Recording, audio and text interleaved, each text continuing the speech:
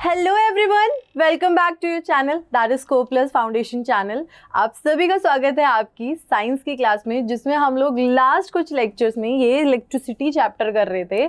Electricity chapter में हमने बहुत कुछ डिस्कस कर लिया था। दैट वाज कि यार सबसे पहली चीज़ हमने क्या डिस्कस करी थी। हम यूजुअली क्या करते हैं, हम यूजुअली क्लास स्टार्ट करते ही अपना पूरा रिवीजन करते हैं, 1 मिनट रिवीजन। तो हम वही कर लेते हैं सबसे पहले फटाफट। तो हम लोगों ने लास्ट क्लास में स्टार्ट किया था विद द चार्जेस की प्रॉपर्टीज़ के साथ स्टार्ट किया था। 4 प्रॉपर्टीज़ बताई थी। Charges are additive in nature. Charges का जो होता है क्वांटाइजेशन ऑफ चार्जेस की प्रॉपर्टी होती है Q is equals to NE। Third property अपने बताई थी कि like charges repel each other. Fourth property हमने बताई थी unlike charges attract each other. उसके बाद हम लोगों ने करंट के बारे में पढ़ा था। करंट का फॉर्मूला था, पहला फॉर्मूला था, एक सेकेंड, हाँ कोई और वाला पेन ले लेते हैं ताकि इजीली आपको दिख जाए। मैं साइड हो जाती हूँ, कौन सा पेन लूँ? ठीक है, चलिए। हमारा पहला फॉर्मूला था Q is equals to NE। दूसरे फॉर्मूला हमने स्टार्ट किया था करंट का, that is I is equals to Q by T। Charge के बाद हम लोगों ने डिस्कस किया था करंट के बाद हमने डिस्कस किया था पोटेंशियल डिफरेंस, जिसमें हमने वाटर एनर्जी पढ़ी थी कि यार दो अगर टंकियों में पानी है, जब तक उन दोनों टंकियों में कोई हाइट डिफरेंस नहीं होगा तो उन दोनों टंकियों में वाटर का फ्लो नहीं हो सकता अगर हम उन्हें एक पाइप से जोड़ देंगे। लेकिन अगर उन दोनों टंकियों में हमें अगर पाइप से पानी फ्लो कराना है तो सबसे पहली रिक्वायरमेंट थी कि उन दोनों के बीच में हाइट डिफरेंस होना चाहिए। सो बेसिकली अगर आपको किसी वायर में इलेक्ट्रॉन फ्लो कराना है तो उसके लिए भी आपको एक करंट के फ्लो के लिए आपको इलेक्ट्रॉन के डिफरेंस की ज़रूरत थी, जिसे हमने पोटेंशियल डिफरेंस बोला था। और उस पोटेंशियल डिफरेंस को हमने V से डिनोट किया था। V इज इक्वल्स टू, फिर हमने बताया था वर्क डन पर यूनिट चार्ज, कि एक चार्ज पे कितना वर्क डन किया है, that is potential difference. Next formula क्या था हमारा यार? V is equals to IR, हमारा प्यारा ओम्स लॉ।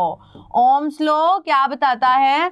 ओम्स लॉ यही बताता है कि हमारा potential difference is directly proportional to current होता है, कीपिंग द टेम्परेचर कांस्टेंट। क्योंकि अगर टेम्परेचर चेंज कर दिया तो ये वाला फॉर्मूला बिल्कुल चेंज हो जाएगा। क्लियर? ओम्स लॉ के बाद हमने क्या किया था? ओम्स लॉ के बाद हमारा फिफ्थ फॉर्मूला था रेजिस्टेंस का, that is R is equals to rho L by A। ये किसका रेजिस्टेंस था?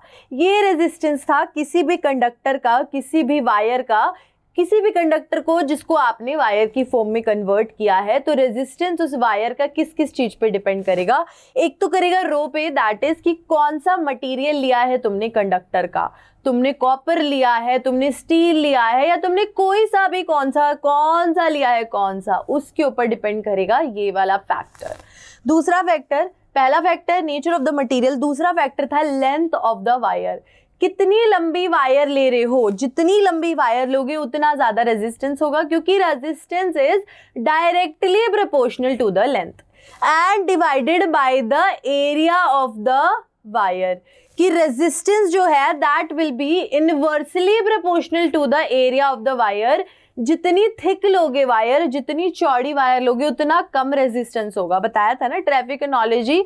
4 लेन सड़क है तो बंदा इजीली कार लेके निकल जाएगा, लेकिन अगर 1 लेन सड़क है यानी कि एरिया बहुत कम है, तो वहीं छोटी सी सड़क में कारें एक दूसरे के ऊपर भिड़ती रहेंगी, इधर टक्कर लगेगी, उधर टक्कर लगेगी। दैट इज रेजिस्टेंस बहुत ज्यादा होगा, एरिया कम होगा। एरिया ज्यादा हो गया तो रेजिस्टेंस ज्यादा हो जाएगा। ये 5 फॉर्मूला थे। उसके बाद हमने लास्ट क्लास में 2 फॉर्मूला और पढ़े थे, that is 6 formula and that is 7 formula. 6 formula था हमारा सीरीज के लिए। सीरीज के लिए क्या था कि अगर कितने भी सारे अगर हमारे रेजिस्टेंस सीरीज में लगे होंगे तो उनका इक्विवेलेंट इस तरीके से माना जाएगा कि उनको हटा के हम R इक्विवेलेंट लगा देंगे और उनकी वैल्यू होगी simple addition, R1 plus R2 plus R3 plus R4 and so on.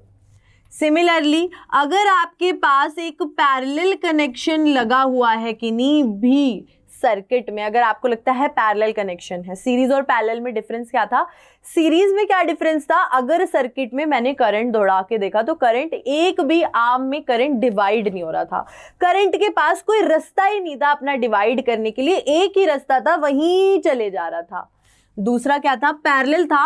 अगर कहीं सर्किट में दिख जाए कि करंट डिवाइड हो रहा है, दो रेजिस्टेंस इस तरीके से लगे हुए हैं, बैटरी इस तरीके से लगी हुई है, बैटरी में से करंट चला तो करंट के पास यहाँ आके बहुत बड़ी दुविधा आ गई कि मैं लेफ्ट जाऊं या राइट जाऊं। ऐसी जब एक बहुत बड़ी दुविधा इनके पास आ गई कि मैं लेफ्ट जाऊं या जाऊं राइट, तो उसको हम कह देते हैं पैरेलल, क्योंकि यहाँ करंट डिवाइड हो गया। यहाँ करंट अगर आई आ रहा था तो यहाँ मुझे मर्जी मन मार के I1 भेजना पड़ा, यहाँ मन मार के I2 भेजना पड़ा।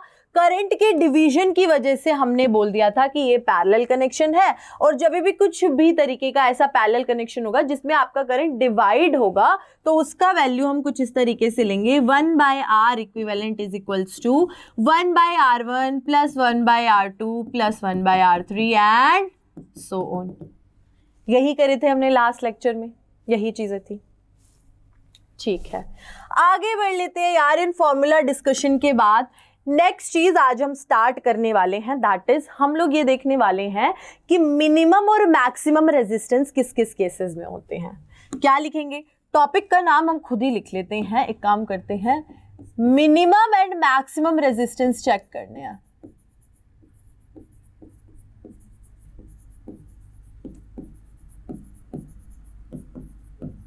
क्लियर? टॉपिक क्लियर हुआ? मुझे लगता है अभी नहीं क्लियर है, तो एक बार और बता देते हैं, जरा करते जाते हैं चीजें, हम फिर करेंगे। हम क्या करेंगे? हम 3 रेजिस्टर ले रहे हैं। क्या ले रहे हैं? हम 3 रेजिस्टर ले रहे हैं, तीनों की वैल्यू 30 ओम रख रहे हैं। क्या लिए मैंने? 3 रेजिस्टर लिए, ईच ऑफ वैल्यू 30 ओम। तो अब ये मत कहना मैम 30 ओम ही क्यों लिया, just to make our calculation easier, इसीलिए मैंने बस 30 ओम ले लिए। अब मैं क्या करूंगी, इन 3 रेजिस्टर को एवरी पॉसिबल वे में कनेक्ट करके देखूंगी। जैसे कि मैंने 3 रेजिस्टर लिए, मैं केस 1 बना देती हूँ, केस 1 को वैसे हाईलाइट कर देती हूँ कि ये जो तीनों रेजिस्टर्स हैं वो सिंपली ऐसे सीरीज में कनेक्टेड है। हो सकते हैं R1 R2 R3 को मैंने सीरीज में कनेक्ट कर दिया, ये भी 30 ओम है, ये भी 30 ओम है और ये भी 30 ओम है, तीनों के तीनों सीरीज में है। इसका R इक्विवेलेंट निकालना है मुझे। अगर मुझे इसका R इक्विवेलेंट निकालना पड़ जाए, ठीक, अगर मुझे इसका R इक्विवेलेंट निकालना पड़ जाए तो सिंपली सीरीज का फॉर्मूला क्या होता है? 30 + 30 + 30 that is R1 + R2 + R3, यही होता है। सिंपली क्या करना होता है? आपने सबको ऐड करना होता है, R1 + R2 + R3, क्योंकि तीनों सीरीज में है, तो 30 + 30 + 30 दैट इज 90 ओम। 90 ओम हुआ। इसमें किसी को कोई दिक्कत? इसमें किसी को कोई परेशानी नहीं, होनी भी नहीं चाहिए। सिंपल सा था केस। दूसरा केस मैं बना लेती हूँ, पैरेलल नहीं बनाते, काम करती हूँ। दूसरा केस मैं बनाऊंगी कि यार एक तो सीरीज में है, बाकी दोनों इस तरीके से जुड़े हुए हैं। हमें हर एक पॉसिबल केस देखना है कि कौन कौन सा पॉसिबल केस हो सकता है। तीनों की वैल्यू अगेन 30 ओम 30 ओम 30 ओम। मैंने कुछ इस तरीके से अपने तीनों रेजिस्टर्स को कनेक्ट कर दिया है। ठीक है, अब जरा देखो, अगर मैं यहां से करंट दौड़ाती हूं I, करंट यहां पर आया I, करंट के पास अब दुविधा आ गई, तो करंट ने यहाँ पर अपने आप को I1, यहाँ पर अपने आप को I2 में डिवाइड कर लिया, यहाँ फिर से I1 आ गया, यहाँ I2 आ गया। जब ये दोनों डिवाइड होके यहाँ जब I से I1 I2 निकले हैं, तो I1 I2 मिलके फिर से क्या बना देंगे? I ही बना देंगे। यहाँ चला I, डिवाइड हुआ I1 I2, दोनों आर्म्स में इसने अपने आप को डिवाइड कर लिया। लेकिन आगे जाकर इस जंक्शन पे ये I1 I2 फिर से मिल रहे हैं, तो फिर से मिलने की वजह से ये दो फिर से I बना देंगे। कुछ इस तरीके का होगा। तो सबसे पहले इन दोनों को सॉल्व कर लेते हैं ताकि हमारा जो सर्किट है वो सिंपलर बन जाए। ओहो, ये तो जरूर होता है एक बार पीपीटी के बीच में, कोई दिक्कत नहीं है।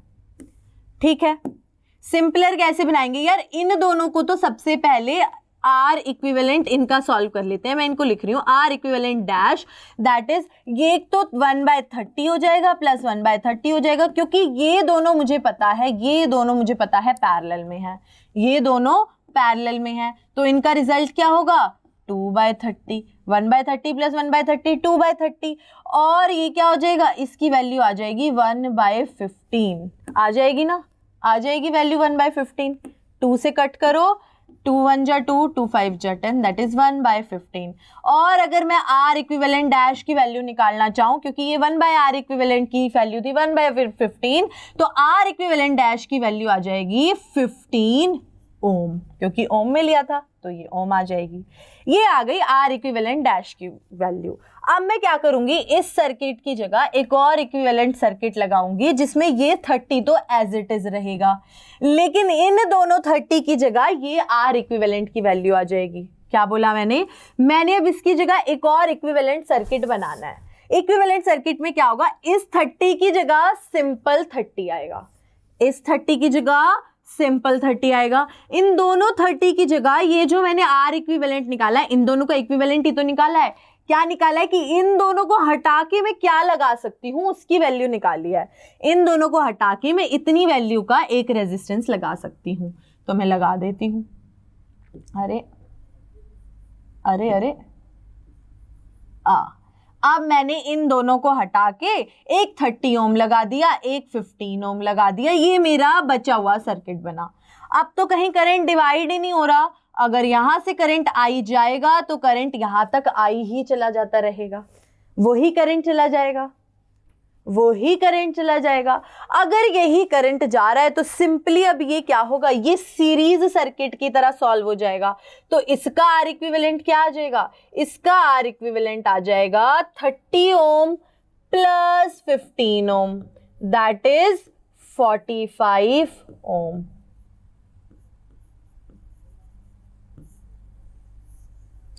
पहले का आंसर क्या था 90 ओम, यहां पर भी मैं आर इक्विवेलेंट लिख के इसके ऊपर एक सर्कल लगा देती हूं।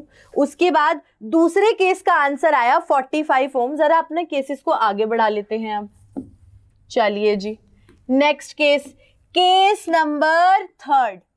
केस नंबर थर्ड में मैं क्या बताऊंगी आपको कि यार पहले हमने क्या किया था, एक सीरीज में लगाए थे, दो पैरेलल में लगा देते हैं। अब उल्टा कर देते हैं, दो सीरीज में लगा देते हैं, एक पैरेलल में लगा देते हैं।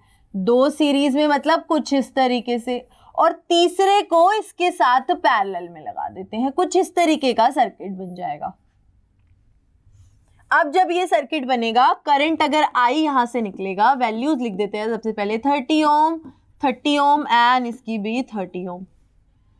करंट यहां से निकला, I1 इधर गया, I2 इधर गया, यहां पर I1 आया, यहां पर I2 आया, और यहां दोनों मिलके फिर से I बना दिया। अब इस पॉइंट पे तो करंट डिवाइड हो रहा है, इसका मतलब ये दोनों और ये पैरेलल में है। ये बात तो सबको क्लियर ही होगी कि यार अब करंट डिवाइड हो गया तो ये दोनों और ये पैरेलल में है, लेकिन इन दोनों में कोई करंट डिवाइड नहीं हो रहा। तो ये दोनों कैसे हुए, ये दोनों सीरीज में हुए, तो इन दोनों के सीरीज का आर इक्विवेलेंट डैश निकाल लेती हूँ, ये वाला और ये वाला। 30 प्लस 30 दैट इज 60 ओम। अब इन दोनों की जगह मैंने सिंपल एक रेजिस्टेंस लगाना है, दैट इज 60 ओम, और नीचे वाला 30 ओम तो एज इट इज है। अब देखो, अब सिंपली क्लियरली दिख रहे हैं ये दोनों पैरेलल में हैं। इन दोनों का पैरेलल निकालने के लिए 1/r equivalent is equals to 1/60 plus 1/30। LCM ले लो, 60 1 2 दैट इज 3/60। तो 1/r इक्विवेलेंट की वैल्यू क्या आ गई, 1/20 ओम। 3 दूनी 6 होता है, यही होता है। तो हमारे पास, हम इसको रिवर्स करेंगे, आर इक्विवेलेंट की वैल्यू आ जाएगी 20 ओम। बहुत बढ़िया। लास्ट केस करते हैं। लास्ट केस क्यों कह रही हूं, क्योंकि इसके अलावा और कोई पॉसिबल केस इनका नहीं बनता। अगर आप 3 रेजिस्टेंस लेते हो तो आपके पास ये 4 तरीकों के अलावा और कोई तरीका नहीं होता इन रेजिस्टर्स को लगाने का। ठीक है, कोई और तरीका नहीं होता। ठीक है, जरा देख लेते हैं। तीनों को पैरेलल में लगाना है, 2 और 3। इन तीनों को पैरेलल में लगा दिया। 30 ओम 30 ओम, 30 ओम। ठीक, इनका सिंपली इजीली हो जाएगा इनका आर इक्विवेलेंट। इनका आर इक्विवेलेंट क्या हो जाएगा, 1/R equivalent is equals to 1/30 plus 1/30 plus 1/30, that is 3/30, और आर इक्विवेलेंट की वैल्यू आ जाएगी 10 ओम। चलो, तो ये हो गया केस नंबर 4। थर्ड लास्ट 2 कौन से हैं, ये था फर्स्ट केस, ये था सेकंड केस। अब फर्स्ट केस में वैल्यू है 90, सेकंड में 45, थर्ड में है 20, फोर्थ में है 10। अगर अब मुझे मैक्सिमम और मिनिमम रेजिस्टेंस निकालना है इन सब में, तो मैं बता सकती हूं कि मैक्सिमम रेजिस्टेंस आ रहा है मेरा पहले केस में। पहला केस कौन सा था, जिसमें मैंने सारे के सारे सीरीज में लगाए थे। दूसरा मिनिमम किस वाले केस में आ रहा है, जरा देखो, क्या मिनिमम 20 है या 10 है, या जो पहले केस थर्ड में था 45 है। मिनिमम आ रहा है हमारा 10 ओम वाले रेजिस्टेंस में। मतलब कौन सा, जब हमने पैरेलल लगाया तो मिनिमम आया। मिनिमम किस में आया, पैरेलल में। और हमारा मैक्सिमम किस में आया, सीरीज में। तो मतलब अगर आपको, ये तो 3 रेजिस्टेंस की बात हुई, ये बात किसकी हुई, ये बात हुई आपकी 3 रेजिस्टर की, जब आपने 3 को अलग अलग कॉम्बिनेशन में लगवाया। अब मैम ने आपको ये करवाया क्यों है, रीजन इसका ये है बेटा, सिंपल सा रीजन है कि यार तुम लोगों ने सीरीज में लगाओगे तो मैक्सिमम रेजिस्टेंस मिलेगा, और पैरेलल में लगाओगे तो मिनिमम रेजिस्टेंस मिलेगा। ये सिर्फ ये 3 रेजिस्टर वाले केसेस के लिए नहीं है, it is for the generalised case. मैं इसको जनरलाइज करके बता रही हूँ। मान लो तुमसे एग्जामिनर कह दे ये लो 10 रेजिस्टर्स हैं, 10 रेजिस्टर की वैल्यू है 100 ओम। अब मुझे ऐसी वैल्यू बताओ, वो वाला तरीका बताओ कि जिसमें इसका मैक्सिमम वैल्यू आए, और वैल्यू भी बतानी है। तो मैक्सिमम वैल्यू अगर वो बोल दे 10 रेजिस्टर है, 10 रेजिस्टर की 100 ओम वैल्यू है। अब तुम 10 रेजिस्टर को अलग अलग केस में तो लगा के देखोगे नहीं कि मैक्सिमम किस में आएगी, मिनिमम किस में आएगी। सो उसके लिए सबसे बड़ा शॉर्टकट क्या है कि मैक्सिमम हमेशा सीरीज में आती है। तो मैक्सिमम वैल्यू पूछते तो फटाफट 10 को सीरीज में लगा के R1 plus R2 plus R3 plus R4 plus R5 ऐसी R10 तक ऐड करके वैल्यू निकाल के बता दोगे।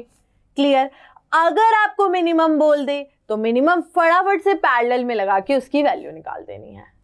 ठीक है, क्या हुआ अब आपका आंसर कि यार अगर आपको मैक्सिमम रेजिस्टेंस चाहिए तो आपको जाना होगा किसमें, सीरीज वाले केस में। किसमें जाना होगा, सीरीज में आपको मैक्सिमम वैल्यू मिलती है। अगर आपको मिनिमम वैल्यू चाहिए तो आपको पैरेलल में कनेक्ट करना पड़ेगा। ठीक है, क्लियर है यहां तक। अब जरा 2-3 क्वेश्चन कर लेते हैं, उसके बाद हम लोग करेंगे अपना last part, that is heat dissipation. फटाफट से करेंगे ये questions. Study the given circuit diagram and answer the questions below.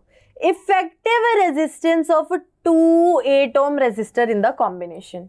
ये आपको दिया हुआ है डायग्राम। डायग्राम में सबसे पहला क्वेश्चन बोला हुआ है, पहले तो पढ़ लो इसको। 2 एमीटर्स लगे हुए हैं, ठीक है। उसके बाद एक 4 ओम है, एक 8 वोल्ट है, और 8 ओम का इफेक्टिव रेजिस्टेंस पूछा हुआ है।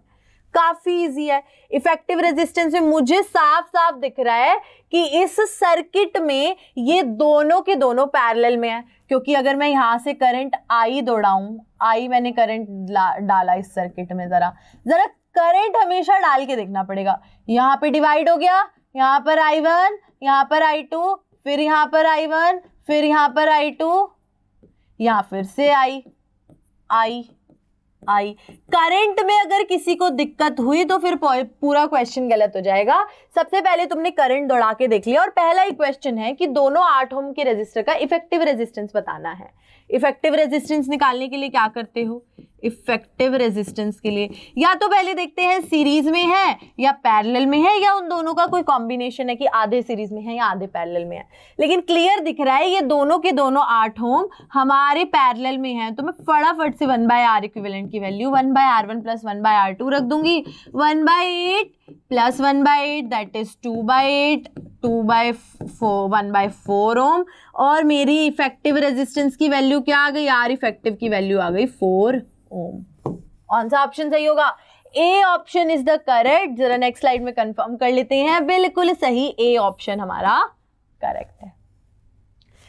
नेक्स्ट क्वेश्चन इसी का पार्ट है, current flowing through the 4 ohm resistor.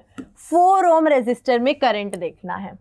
4 ohm resistance ये है, करंट देख रहे हो इसमें आई दौड़ रहा है, बैटरी की वोल्टेज दी हुई है कितनी, बैटरी की वोल्टेज दी हुई है 8 वोल्ट, वोल्टेज दी है, रेजिस्टेंस दिया है, आपने करंट निकालना है। सिंपल तरीका, ओम्स लॉ पुट करते हैं जरा। वोल्टेज कितनी दी है, वोल्टेज दी है आपको 4 कितनी दी है, हाँ जी 8 वोल्ट, 8 वोल्ट। रेजिस्टेंस दिया है आपको दैट इज 4 ओम। ये हो गया V, ये हो गया R। I हमें निकालना है, V is equals to IR से सिंपल फॉर्मूला निकालेंगे और वैल्यूज पुट करो। 8 volt is equals to I into 4 ohm, I की वैल्यू आ जाएगी 8/4 that is 2 ampere. B option is correct. देख लो, अरे अरे अरे अरे अरे क्या हो गया ये, current flowing through the circuit is equal to current flowing through the 4 ohm. ठीक है, equivalent resistance of the circuit, बिल्कुल सही बात है। अब जो ये गलती मैम ने करी है ये तो कोई भी कर सकता है, ये तो कोई भी कर देगा, ये तो सिंपल है, कर देगा ना कोई भी।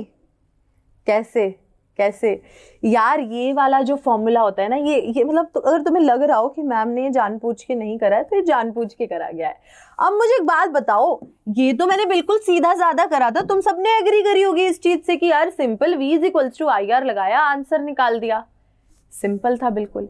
लेकिन ये वाला पूरे सर्किट के लिए होता है तो this is not the correct answer. अगर तुम V is equals to IR लगा रहे हो, या तो तुम्हारी जो वोल्टेज है वो पर्टिकुलर इसी के लिए हो, इसी वाले 4 वोल्ट के लिए हो, दैट इज सिर्फ यहीं पे वो वोल्टेज लगी हुई है। लेकिन ये जो 8 वोल्ट है, इसको भी 8 वोल्ट मिल रही है, इसको भी 8 वोल्ट मिल रही है, तो सिर्फ पूरी की पूरी वोल्टेज इसे तो नहीं मिलेगी, दोनों के कॉम्बिनेशन को मिलेगी। तो थोड़ा सा यहाँ पर मॉडिफिकेशन होगा। V is equals to IR की जगह हम लिखेंगे IR इक्विवेलेंट। क्या लिखेंगे, IR इक्विवेलेंट। इक्विवेलेंट को मैं EQ से बताती हूँ, आप किसी भी वर्ड से बता सकते हो। तो ये वाला जो तरीका है ये हम यूज नहीं करेंगे। अब R इक्विवेलेंट कैसे निकालेंगे, R इक्विवेलेंट सिंपली हमने इस सर्किट में इन दोनों का R इफेक्टिव हो गया 4 ओम, ये हमने निकाल लिया। ये 4 ओम और ये वाला इसका जो रिजल्टेंट है वो 4 ओम दोनों सीरीज में है, क्योंकि करंट तो बिल्कुल सेम दौड़ रहा है। तो इन दोनों का सीरीज कॉम्बिनेशन क्या निकाल लेंगे, R इक्विवेलेंट की वैल्यू क्या आ जाएगी, 4 ohm plus 4 ohm that is 8 ohm. 8 ohm आ गई। अब पुट कर दो यार value, I is equals to V upon R equivalent. V की वैल्यू में दी हुई है 8 वोल्ट, R इक्विवेलेंट की वैल्यू में दी हुई है 8 ओम, तो हमारे पास आंसर आ जाएगा 1 ampere. So the answer is not 2 ampere, it is 1 ampere. Is it clear to everyone कि क्या गलतियां आप पेपर में कर सकते हो और आपके पास क्या गलतियों के चांसेस हैं? ठीक है, नेक्स्ट क्वेश्चन की तरफ बढ़ते हैं।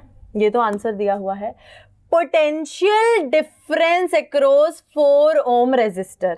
4 ओम रेजिस्टर ये है। अब इससे सही क्वेश्चन पूछा है, हमने पहले क्या किया था, हमने बोल दिया था ये पूरा का पूरा 8 वोल्ट इसी 4 वाले का है, हमने और इसको तो देखा ही नहीं, ये नहीं करना है एग्जाम में। अब इसने पर्टिकुलरली क्वेश्चन पूछ दिया है ये वाला 4 ओम के अक्रॉस पोटेंशियल डिफरेंस निकालनी है।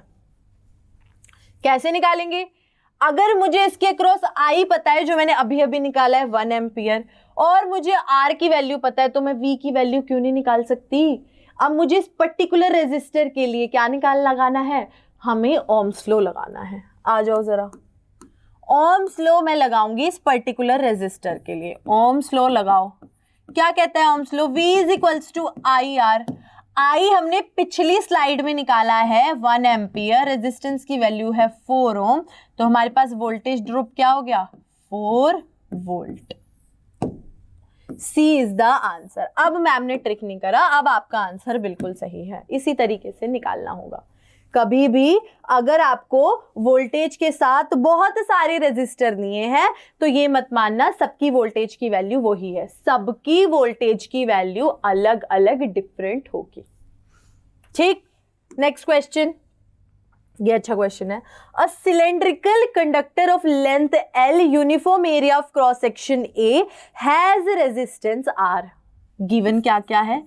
एक सिलेंड्रिकल कंडक्टर है, उसका रेजिस्टेंस R है, उसकी लेंथ L है और एरिया A है। तो मैंने फॉर्मूला लगा दिया और इसका रो लगा दिया। नेचर ऑफ मटेरियल को रो मैंने कंसिडर कर लिया, बाकी सब चीजें गिवन है। ठीक है। A cylindrical conductor, the area of cross section of the another conductor, ये तो है कंडक्टर 1, कंडक्टर 2 कौन सा है? Another conductor.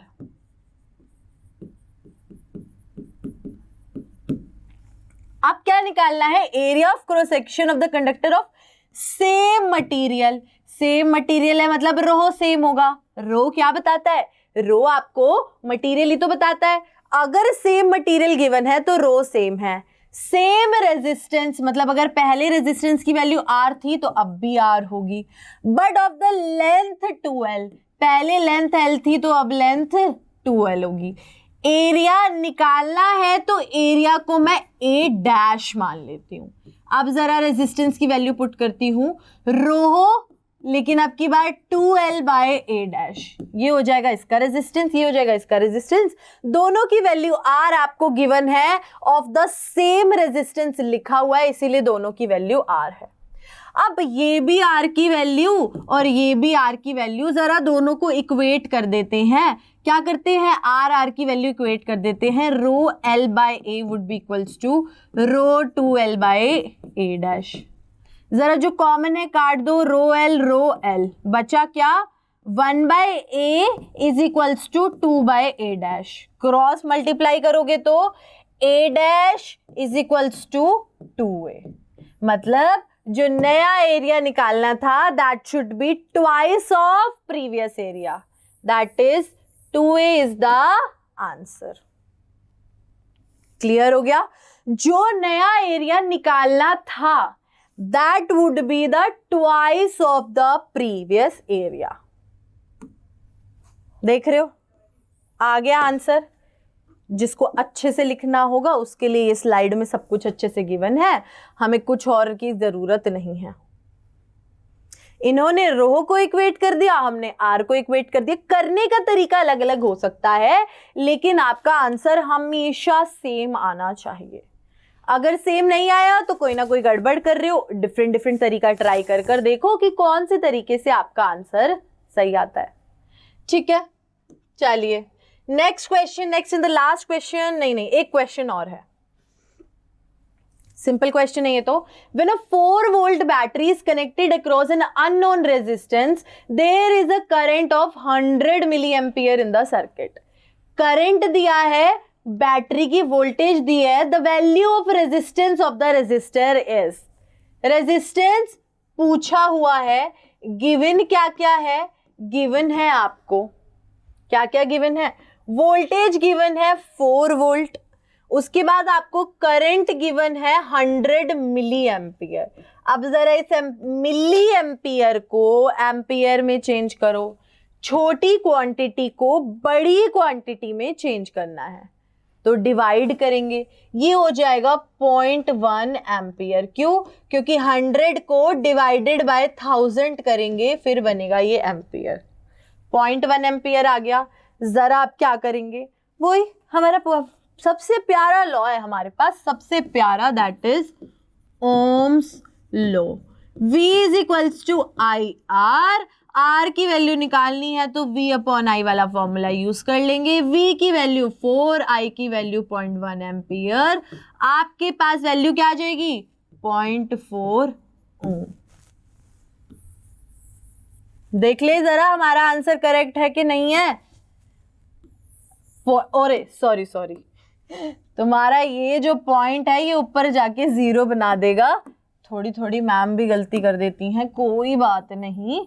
ऊपर जाके एक 0, ऊपर जाके एक, अरे हाँ, ऊपर जाके एक 0 लग जाएगी, ये पॉइंट कटेगा तो ऊपर जाके 0, तो हमारे पास आ गया 40 ohm. That is B answer is the correct. ठीक, चलो लास्ट क्वेश्चन, उसके बाद हम करेंगे heating effect of electric current. What is the minimum resistance which can be made using the 5 resistor each of 1/5 ohm?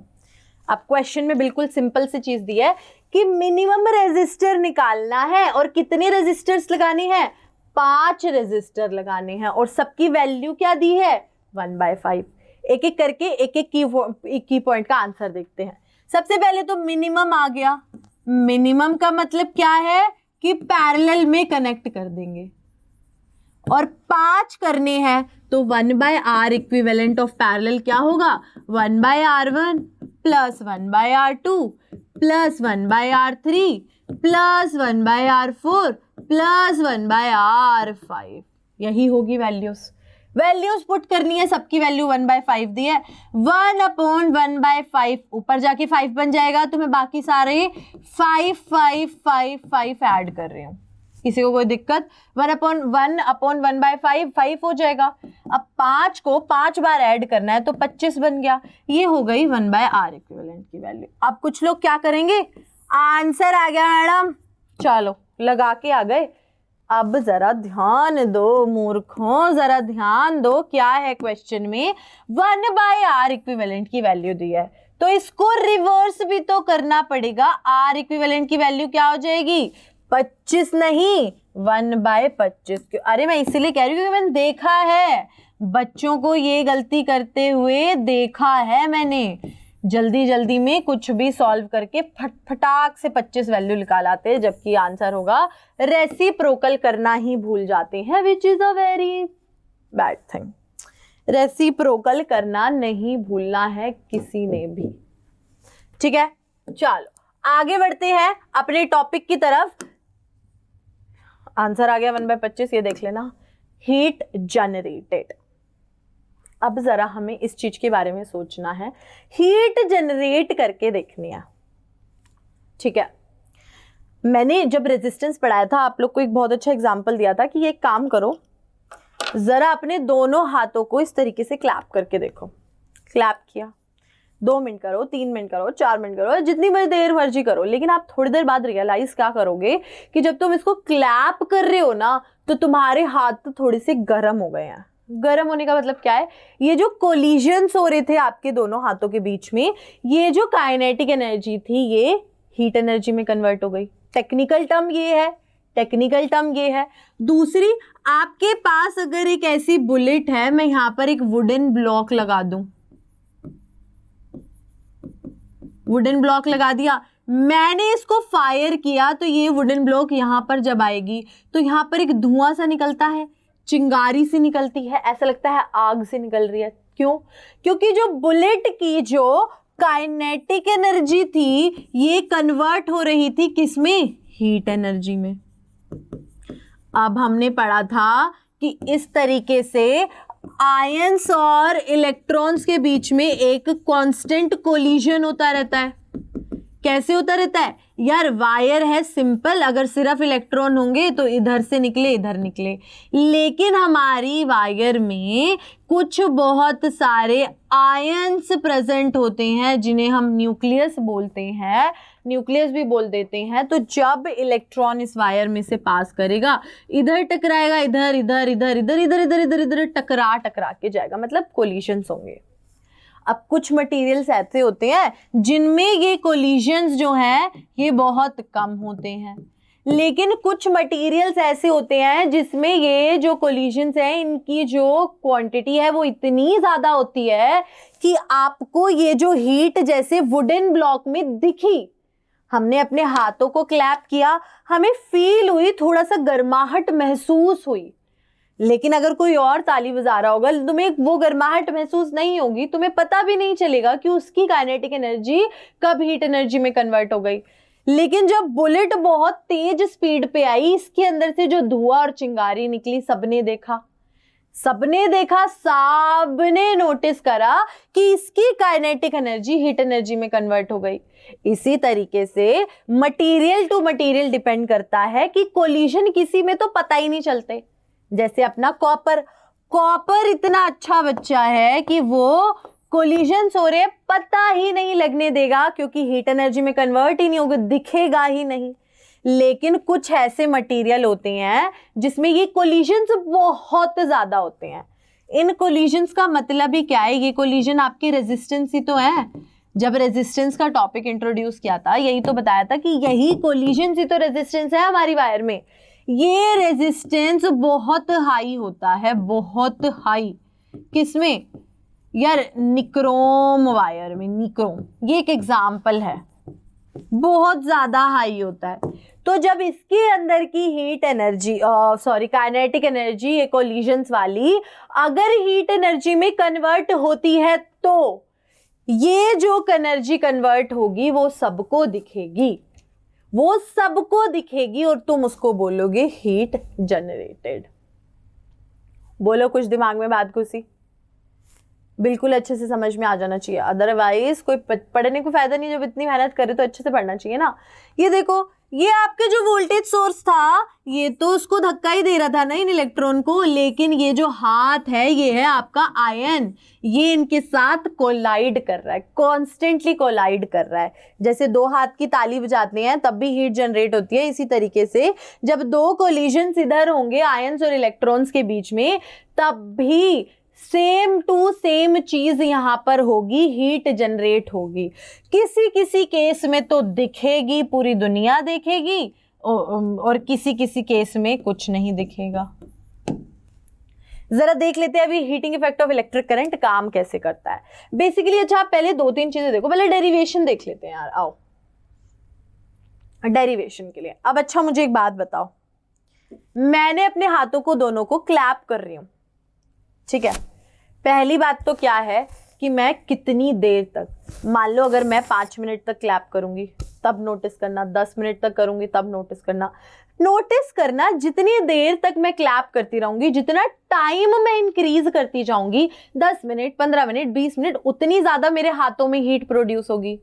तो उसी तरीके से जितनी देर के लिए इलेक्ट्रॉन वायर में बहते रहेंगे उतने ज्यादा कोलिजन्स होंगे। ज्यादा इलेक्ट्रॉन, जितने टाइम के लिए आप इलेक्ट्रॉन बहाओगे उतने ही ज्यादा कोलिजन्स होंगे। कोलिजन्स कैसे? मान लो तुमने 1 मिनट के लिए इलेक्ट्रॉन बहाए तो कम कोलिजन, 2 मिनट के लिए बहाए तो डबल, 3 मिनट के लिए ट्रिपल। तो इस तरीके से कोलिजन टाइम के ऊपर डिपेंड करता है। इसीलिए एक फैक्टर क्या है कि ये जो हीट जनरेट हो रही है वो हमने टाइम से डायरेक्टली प्रोपोर्शनल कर दी, ठीक है। दूसरी चीज, अब अगर आपकी वायर में आयन ही ना प्रेजेंट हो तो क्या होगा? इलेक्ट्रॉन आया सीधा वायर में से बाहर निकल गया, आ गया इलेक्ट्रॉन बाहर निकल गया। लेकिन अगर जितने ज्यादा आयन होंगे उतने ज्यादा कोलिजन, जितने ज्यादा आयन होंगे उतने ज्यादा कोलिजन। मतलब रेजिस्टेंस और कोलिजन सेम बात, रेजिस्टेंस से डायरेक्टली प्रोपोर्शनल है। ज्यादा आयंस मतलब ज्यादा रेजिस्टेंस, मतलब उसको जितना बहने में हम रोकेंगे कि तू आगे मत जा, जितने उसके पास ये जो हाथ वहां था पिछली वाली स्लाइड में, जितना ज्यादा ये रेजिस्टेंस लगेगा उतना ही ज्यादा हीट प्रोड्यूस होगी, ठीक। पहला वेक्टर क्या है यार? जितना ज्यादा करंट दौड़ाओगे, अगर मान लो 1 इलेक्ट्रॉन आ रहा है तो 1 इलेक्ट्रॉन सबसे टकराएगा, 2 इलेक्ट्रॉन आ रहे हैं तो 2 इलेक्ट्रॉन सबसे टकराएंगे, 3 इलेक्ट्रॉन आ रहे हैं तो 3 इलेक्ट्रॉन सबसे टकराएंगे। मतलब क्या है? जितने नंबर ऑफ इलेक्ट्रॉन्स आ रहे हैं उतनी बार कोलिजन्स करेंगे। मतलब नंबर ऑफ इलेक्ट्रॉन्स क्या है? नंबर ऑफ इलेक्ट्रॉन्स करंट ही तो जा रहे हैं, फ्लो ऑफ इलेक्ट्रॉन को करंट ही तो बोलते हैं। मतलब जितना ज्यादा करंट उतने ज्यादा कोलिजन्स, उतनी ज्यादा हीट। और मैं कह रही हूं दैट इज द स्क्वायर। इसका डिपेंडेंस क्या है? स्क्वायर। एंड में सब कुछ हटा उठो के फॉर्मूला यही बनता है, heat is equals to I square RT। Formula बन गया, I स्क्वायर RT बन गया। ये होता है आपका हीट जनरेटेड का फॉर्मूला। डेरिवेशन एक बार देख लेते हैं, जरा रुकिए, ये तो आपकी एप्लीकेशन आ गई है। अरे अरे हाँ जी, जरा डेरिवेशन देख लेते हैं, इस कॉर्नर पे देख लेते हैं। डेरिवेशन आता है पेपर में, तो कोई मुझसे नहीं बोलेगा कि मैम डेरिवेशन आता है या नहीं आता है। स्टार्टिंग कहाँ से करेंगे यार, एक बात बताओ, ये वाला फॉर्मूला पढ़ा है ना, v is equals to W by Q, सबने पढ़ा है। ये जो वर्क डन है इसको मैं वी क्यू लिख सकती हूँ, लिख सकती हूँ। अब मुझे एक बात बताओ, जितना एक चार्ज पे वर्क हो रहा है, वर्क डन और एनर्जी सेम बात है। Capacity to do the work is energy, और वही एनर्जी हमारी हीट एनर्जी की फॉर्म में है। तो ये जो वर्क डन है हमें हीट एनर्जी की फॉर्म में मिलेगा। इसको मैं हीट एनर्जी लिख रही हूं यहां पर, क्यों? क्योंकि यहां पर हमारा work, total work heat energy में कन्वर्ट हो रहा है। ये किसके इक्वल हो गया? V into. अब अच्छा एक बात था, I is equals to Q by T भी तो एक फॉर्मूला होता है, तो Q की वैल्यू मैं यहां से निकाल लूं, IT पुट कर देती हूं, तो आंसर क्या आ गया? हीट का फॉर्मूला आ गया VIT। क्या आ गया? हीट का पहला फॉर्मूला आ गया VIT। बहुत बढ़िया, बहुत बढ़िया। जरा अब इस फॉर्मूला में क्या लगा दो? ओम्स लॉ लगा दो। एक सेकेंड, ओम्स लॉ लगा दो। क्या रखेंगे? V is equals to I R, value रख देंगे, रख देंगे। पुट करो H is equals to I, V की जगह आई आर, और ऑलरेडी एक IT प्रेजेंट है, तो हीट का फॉर्मूला क्या हो गया? I square RT। दूसरा फॉर्मूला, एक और बार I की जगह ओम्स लॉ से I is equals to V upon R put कर दो। क्या कर दो? I is equals to V upon R put कर दो। अब क्या फॉर्मूला बन जाएगा? Heat is equals to V square बन जाएगा I स्क्वायर के साथ, डिवाइडेड बाय R स्क्वायर होगा, एक R ऊपर से कट जाएगा, एक R बचेगा, V स्क्वायर अपॉन RT हमारा तीसरा फॉर्मूला बन गया। तीनों फॉर्मूला को फिर से लिख लेते हैं, डेरिवेशन सिंपल सा है, किसी को कंफ्यूजन नहीं होनी चाहिए। तीनों फॉर्मूला को यहां लिख देती हूं। हीट के तीन फॉर्मूला हैं, VIT, I square RT, V square upon RT।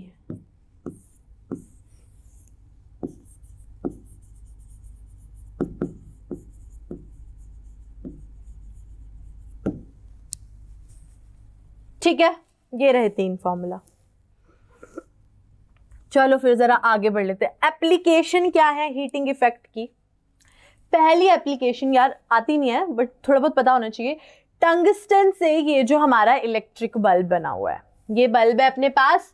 ये जो बीच में आप फिलामेंट देख रहे हो, ये वाला, जरा थोड़ा डार्क पेन ले लेती हूँ ताकि आपको दिख जाए। बंद वाले बल्ब में ये, ऑन वाले बल्ब में ये जो फिलामेंट होता है ये वर्क करता है heating effect of electric current. मैंने बताया था कुछ में तो दिखेगा हीटिंग इफेक्ट ऑफ करंट और कुछ में बिल्कुल नहीं दिखेगा। जैसे कॉपर, आपके घरों में अभी ऊपर देखो, इधर देखो, पंखा जिस वायर से जुड़ा है वो कॉपर की वायर से जुड़ा है, वो कॉपर की वायर में हीटिंग इफेक्ट दिखता है? नहीं दिखता। लेकिन ये जो मटेरियल है, इस मटेरियल में दिखता है। इस मटेरियल का नाम क्या है? टंगस्टन नाम है इस मटेरियल का। इस मटेरियल में दूर दूर तक दिखता है कि हाँ ये में हीटिंग इफेक्ट ऑफ करंट है। तभी तो जब बल्ब जलता है, जो वो लाइट देता है वो heating effect of electric current पर बेस्ड होता है, क्योंकि ये जो टंगस्टन है इसका रेजिस्टेंस इतना ज्यादा होता है, इतना ज्यादा होता है कि जब इसमें से हम करंट फ्लो कराते हैं तो हीटिंग इफेक्ट से हमें लाइट मिलती है, पहली चीज। और अब एक बात बताओ जरा, टंगस्टन लगाने का फायदा ही क्या था? सबसे पहले तो इसका बहुत ज्यादा रेजिस्टेंस होता है, ये तो किसी भी heating effect of electric current के लिए जरूरी है, ठीक है। और ये ऑक्सीडाइज्ड नहीं होता हाई टेम्परेचर पे। ऑक्सीडाइज का मतलब क्या है कि यार टंगस्टन का केमिकल फॉर्मूला क्या होता है, वो सिंबल क्या होता है मुझे याद नहीं आ रहा। टंगस्टन के साथ तुमने ऑक्सीजन की रिएक्शन कराई, ऑक्सीडाइज का मतलब होता है ऑक्सीजन की रिएक्शन कराना है। ऑक्सीजन की रिएक्शन कराई, उसने ऑक्साइड, टंगस्टन ऑक्साइड बना दिया। ये ऑक्सीडाइज नहीं होता, इसीलिए हम घरों में इजीली लग देते, क्योंकि यार हमारे घरों में बल्ब ऐसे ही पड़े रहते, कहीं बरांडे में लगा दिया, किसी ने वेड़े में लगा दिया, कुछ सबके घर अपने अपने अलग अलग नाम होते हैं, किसी ने बाहर फोयर एरिया में लगा दिया, किसी के घर में कुछ भी एरिया है कहीं भी लगा दिया। तो इजीली ऑक्सीजन अवेलेबल है, तो ऑक्सीजन के साथ फटाफट से रिएक्ट करके ये खराब ना हो जाए। जैसे कि लोहे को तुम बाहर पटक देते हो, वो ऑक्सीडाइज हो जाता है, जंग लग जाता है उसके अंदर, वो भी ऑक्सीडेशन प्रोसेस है। इसी तरीके से ये ऑक्सीडाइज नहीं होता। हाई मेल्टिंग पॉइंट है, कितना, 3380 डिग्री सेल्सियस। अगर मान लो हीटिंग प्रोड्यूस हो रही है, हीटिंग का मतलब टेम्परेचर बढ़ेगा, हीटिंग प्रोड्यूस होते ही ऐसा नहीं कि ये जल के राख घर पहुंच जाए अपने, ऐसा नहीं चाहिए बल्ब के केस में। और किसी केस में चाहिए होगा तो यूज करेंगे, लेकिन बल्ब के केस में हमें जल्दी से ये जला हुआ नहीं चाहिए। हमें नहीं चाहिए कि जैसी थोड़ी सी लाइट आई ज्यादा हीट प्रोड्यूस हुई और ये जल जाए, ठीक है। और बस यार ये तो अब ये है कि नाइट्रोजन और आर्गन के साथ ये फील्ड होता है ताकि इसकी लाइफ बढ़ जाए, ये आपके काम की चीजें नहीं है, बट मेन चीज यही थी कि ये heating effect of electric current पे बेस्ड होता है। नेक्स्ट एप्लीकेशन, यार इलेक्ट्रिक फ्यूज है आपकी नेक्स्ट एप्लीकेशन। अब ये क्या होता है, अच्छा, जिसके घर में एसी होगा उसने देखा होगा एक एमसीबी लगी होती है एसी के साथ, जैसे लाइट बहुत तेज आती है, कम आती है, एमसीबी ड्रॉप हो जाती है, एमसीबी ड्रॉप हो जाती है। वो क्या होता है यार, वो होता है मिनिएचर सर्किट ब्रेकर। वो होता है आजकल के जमाने में, पहले होता था ये इलेक्ट्रिक फ्यूज नाम की चीज यूज, पिछले जमाने में, मतलब अभी भी होता है, कई जगहों पे अभी भी होता है। फ्यूज में क्या होता है यार, ये जो फ्यूज है इस तरीके की ना, इसके आगे एक लेड की वायर लगी होती है, लेड सुना होगा, पीबी की वायर लगी होती है इसके साथ, ठीक है। अब इसकी प्रॉपर्टीज क्या होती हैं, सबसे पहले तो ये देख लो, इसके क्या होता है, लो मेल्टिंग पॉइंट होता है। लो मेल्टिंग पॉइंट का मतलब हीट के साथ ये जैसे ज्यादा हीट आएगी ये जल जाएगा। ये भी आपका heating effect of electric current की ही एप्लीकेशन है। लो मेल्टिंग पॉइंट होने से क्या होता है, सबसे पहली बात क्या होगा यार, क्या होता है ना, इसके ऊपर ना, इस इलेक्ट्रिक फ्यूज के ऊपर एक रेटिंग लिखी हुई आती है। रेटिंग का मतलब होता है यार, इससे ज्यादा करंट आया तो क्या होगा, ये लेड वायर जल जाएगी। मतलब कि ज्यादा करंट आया तो हीट ज्यादा प्रोड्यूस हो गई, हीट ज्यादा प्रोड्यूस हो गई तो ये जल गया, क्योंकि लो मेल्टिंग पॉइंट का मतलब ही यही है कि थोड़ी सी भी हीट मिल गई तो वो जल जाएगा। तो हमारा घर है, हमारे घर में रेफ्रिजरेटर भी होते हैं, रेफ्रिजरेटर, अब मैं इसकी स्पेलिंग लिखने जाऊंगी टाइम वेस्ट होगा। रेफ्रिजरेटर भी होते हैं, और क्या होता है, एसी होता है, फैन होता है, उसके बाद कूलर होते हैं, यार टीवी होते हैं, इतनी महंगी महंगी चीजें हैं। बताओ, 1-1 1.5 लाख रुपए के आजकल आपके रेफ्रिजरेटर आ रहे हैं। उसके बाद एसी आता है 50-60 हज़ार का। तो इन सबको बचाने के लिए तो लगाना पड़ेगा ना।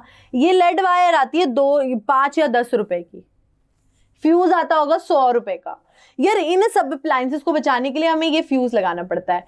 क्या होता है ना इससे, कि जैसे ही आपका थोड़ा सा भी लाइट ज्यादा आई, थोड़ा सा भी करंट ज्यादा आया मान लो तुम्हारे घर में, ये तो अगर ये फ्यूज ना हुआ तो डायरेक्ट करंट इनमें गया, ये इतना करंट झेल नहीं पाएंगे, ये उड़ जाएंगे, इनमें भी हीटिंग इफेक्ट प्रोड्यूस होगा और इनकी आईसी वाईसी फूक जाएगी, जल जुल जाएगी, क्योंकि वो नहीं बनी है इतना heating effect of electric current झेलने के लिए। उनका दिमाग ही नहीं है, इतना उनकी बस की नहीं है। तो इनके लिए हम एक छोटी सी चीज लगाते हैं। ये क्या होता है ना, ये घर के मेन सर्किट में लगा होता है। ये मेन लाइन है, मेन लाइन के बीच में, घर का और मेन लाइन के कनेक्शन के बीच में ये फ्यूज लगाते हैं। मान लो यहां से करंट आया, फ्यूज की रेटिंग है, फ्यूज की, अरे यार फिर से हो गया ये, चलो, फ्यूज की रेटिंग है 5 एम्पियर, फ्यूज की रेटिंग है 5 एम्पियर। 5 एम्पियर से कम करंट आया तो सिंपली उसने करंट भेज दिया। जैसे रेटिंग का मतलब होता है कि अगर इससे ज्यादा करंट गया तो इसके अंदर जो लेड वायर है वो जल जाएगी। मान लो 10 एम्पियर करंट आ गया, अगर फ्यूज ना लगाया होता तो रेफ्रिजरेटर खराब, एसी खराब, सब कुछ, माइक्रोवेव सब कुछ खराब। लेकिन ये लगा है तुम्हारे घर में, ये क्या होगा ना, ये लेड वायर जल जाएगी, burn, it will burn out. ये जो कनेक्शन है मेन लाइन का और घर का वो टूट जाएगा। कितनी दिमागदार चीज बनाई है साइंटिस्ट ने, देखो इसने क्या करा, जैसे ही ज्यादा करंट आया इसने अपने आप को जला लिया और बाकी सारे के सारे अप्लायंसेस बचा लिए। वो कहते हैं ना कि दूसरों का भला करते हो करने वाला, वो यही फ्यूज है। सबसे बड़ा एग्जाम्पल है, खुद जल जाएगी, इसके अंदर की जो ये लेड वायर है ये जल जाएगी, बाकी सारे अप्लायंसेस सेफ रहेंगे। क्यों? क्योंकि मेन लाइन और घर का कनेक्शन ही तोड़ देगा ये। फिर ये लेड वायर 5-10 रुपए की आती है, फिर से बाजार से ले आओ, इसको लगाओ और फिर से ये फ्यूज फिट कर दो। सिंपल सी चीज है, दोनों एप्लीकेशन हो गई। लास्ट टॉपिक है इस चैप्टर का, दैट इज पावर। पावर का अपना फॉर्मूला या फिर अपनी डेफिनेशन होती है, the rate at which electrical energy is consumed. Simple तो हम ये पढ़ते हैं, रेट ऑफ डूइंग वर्क पढ़ते हैं हम, लेकिन हमने last slide heating effect of electric current पढ़ते हुए भी देखा था कि हमारा जो पूरा का पूरा वर्क है वो हीट एनर्जी में आ रहा है। तो इसीलिए हम इधर ये भी कर सकते हैं कि इलेक्ट्रिकल एनर्जी कितनी कंज्यूम हो रही है और डिसिपेट हो रही है, उसी को हम पावर कहते हैं। फॉर्मूला होता है VI, या दो अलग अलग फॉर्मूला होते हैं, V²/R। कैसे? या रेट ऑफ डूइंग वर्क को हम पावर कहते हैं। पावर किसको कहते हैं? रेट ऑफ डूइंग वर्क को कहते हैं। वर्क को मैंने लिखा था VQ divided by T, Q को क्या लिखा था? I इंटू T divided by T, T से T कैंसिल, पावर का फॉर्मूला आ गया VI। उसके बाद ओम्स लॉ से V is equal to IR put करोगे तो पावर का क्या फॉर्मूला बन जाएगा? I²R, क्योंकि V की जगह I पुट करोगे, एक I ऑलरेडी है वहां पर। एक फॉर्मूला ये हो गया, एक फॉर्मूला ये हो गया। फिर अब क्या कर दो, I की जगह V/R पुट कर दो, P is equals to V²/R² into R, R से R कैंसिल, पावर का एक और फॉर्मूला आ गया V²/R। पावर और हीट के दोनों के 3-3 फॉर्मूला है, तीनों याद करने की जरूरत नहीं है, कोई एक याद करना, बाकी दूसरे को सारे ओम्स लॉ से निकाल लेना। यूनिट क्या होती है पावर की? पावर की यूनिट होती है वॉट। अब तुम्हें डिफाइन करना है फिर से 1 वॉट कितना है, वही फॉर्मूला लिखा, 1 watt is equals to 1 volt into 1 ampere. ठीक, 1 वोल्ट इंटू 1 एम्पियर। तो डिफाइन कैसे करेंगे? डिफाइन ऐसे कर देंगे यार कि 1 watt, the power of 1 watt, the 1 watt power is defined as when there is a 1 volt potential difference and the current of 1 ampere is flowing through the circuit, then the power consumption will be 1 what. बिल्कुल clear होना चाहिए, unit definition में किसी के number नहीं कटने चाहिए, it is that easy. उसके बाद एक ही हमारे पास एक बहुत गजब की चीज है, commercial unit of power. Last चीज क्वेश्चन आता है, commercial unit of electrical energy, sorry. अच्छा, तुमने घर में सुना होगा, मम्मी कहती है इतनी यूनिट खर्च हो गए, हमारा एसी इतना यूनिट ले गया, 4 यूनिट हो गई, 5 यूनिट हो गई, 1 यूनिट इतने रुपए की है। अच्छा, कुछ ऐसा भी होता है बिजली के बिल में कि तुमने पहली कुछ 100 यूनिट यूज करी तो तुम्हारा 4 रुपए लगेंगे उन यूनिट के, अगली 100 के 9 रुपए, मतलब ऐसी कुछ फ्लो होता है कि अगली के 7, फिर 8, फिर 9, इस तरीके का फ्लो होता है, पर यूनिट चार्ज होता है। वो जो 1 यूनिट होती है उसका मतलब होता है 1 किलोवाट आवर। 1 यूनिट का मतलब क्या होता है? 1 kilowatt hour. 1 unit is equals to 1 kilowatt hour. Kilowatt power hour हमारा टाइम, पावर इनटू टाइम। तो इस पे बेस्ड हम क्वेश्चन करेंगे, जरा देखेंगे। ये लिखा हुआ है 1 यूनिट इलेक्ट्रिकल एनर्जी, और 1 किलोवाट आवर की वैल्यू जूल में होती है 3.6 इंटू 10⁻⁶। आगे काम आएगी, अभी तुम्हें थोड़ा कंफ्यूजिंग लग रहा होगा, मैम ऐसी रैंडमली कुछ भी बताई जा रही है। नेक्स्ट उसमें हम एनसीईआरटी जब हम सॉल्व करेंगे ये बहुत अच्छे से डिस्कस कर लेंगे, ठीक है, ये क्वेश्चंस आएंगे। चलो फिर, आप लोगों को अगर आज की क्लास बहुत ही अच्छे तरीके से समझ में आई है और आपको इसके नोट्स चाहिए तो आप हमारी फिर से वही सेम चीज SCOREPLUS ऐप हमारे गूगल स्टोर से डाउनलोड कर सकते हैं। आपको इस लेक्चर के नोट्स मिल जाएंगे, या आपको जो कुछ भी पूछना है आप कमेंट सेक्शन में ज़रूर कर सकते हो, मैं रिप्लाई ज़रूर करूंगी। क्या कमेंट है, क्या डाउट है, सब कुछ रिप्लाई कर देना, और किस तरीके की वीडियोस आपको चाहिए वो भी मुझे आप कमेंट सेक्शन में बता सकते हो। एंड फिर हम नेक्स्ट क्लास में हम मिलते हैं एनसीईआरटी सॉल्व करने के लिए। So thank you so much for watching, bye bye.